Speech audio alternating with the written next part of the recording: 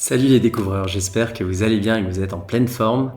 Aujourd'hui, je voulais voir avec toi comment savoir si un job est fait pour toi.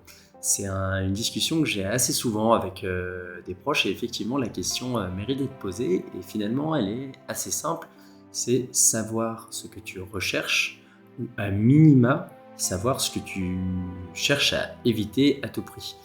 Donc, il y a une liste finalement de critères, de points à valider avec toi-même et là tu en sauras plus si effectivement tu es dans un travail qui te convient. Donc le premier critère à tout ça, c'est que le travail, que tu as choisi soit aligné avec tes intérêts. Donc ça, comment tu fais pour identifier tes intérêts? C'est très simple, regarde au niveau des activités que tu aimes, pratiquer et surtout, essaie de comprendre pourquoi tu apprécies les pratiquer. Si finalement c'est des activités artistiques où il y a de la créativité, des activités qui vont être collectives, des activités en plein air, bref, comprendre pourquoi tu aimes pratiquer ces activités régulièrement, ça va t'aider à comprendre tes propres intérêts.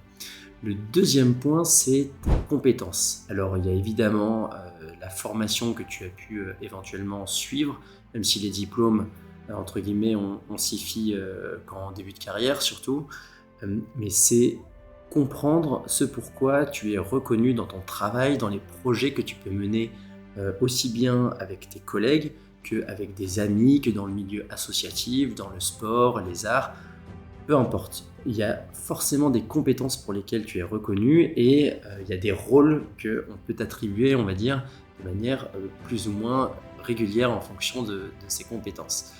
Le troisième point à valider dans le choix d'un travail, c'est qu'il soit aligné avec tes valeurs. Qu'est-ce qui est important pour toi dans la vie ou qu'est-ce qui ne l'est pas du tout d'ailleurs. Que ce soit le respect de l'environnement, la paix dans le monde, le fait qu'il y ait de l'entraide entre les gens. Voilà, il y a des métiers qui vont être adaptés à supporter certaines causes, certaines valeurs, et d'autres pas du tout.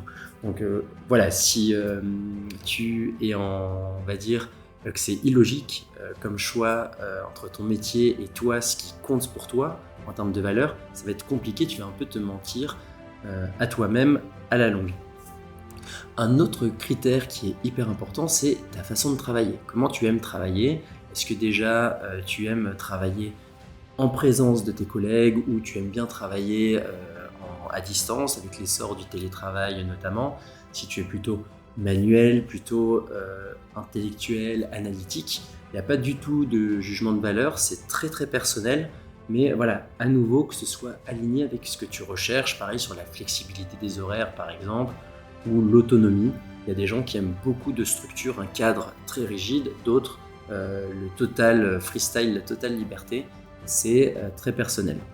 Après, il va y avoir des critères comme la rémunération par exemple, les avantages en nature, on va dire des critères très pratico-pratiques et qui ont évidemment leur importance. Et là aussi, il faut que ton métier corresponde à tes attentes.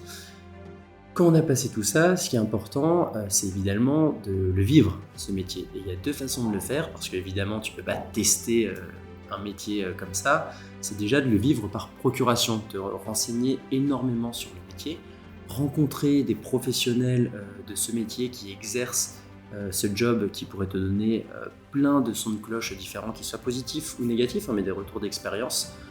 Donc tu le vis par procuration.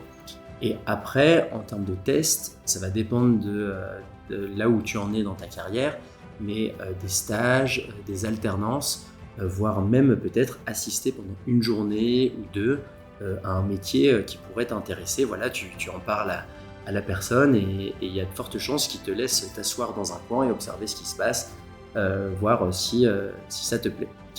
Donc voilà les critères à évaluer, à avoir en tête pour savoir si un métier te correspond. N'hésite pas à me dire en commentaire ce que tu en penses, si tu en as peut-être d'autres. Et en tout cas, moi je te dis à très bientôt. Salut!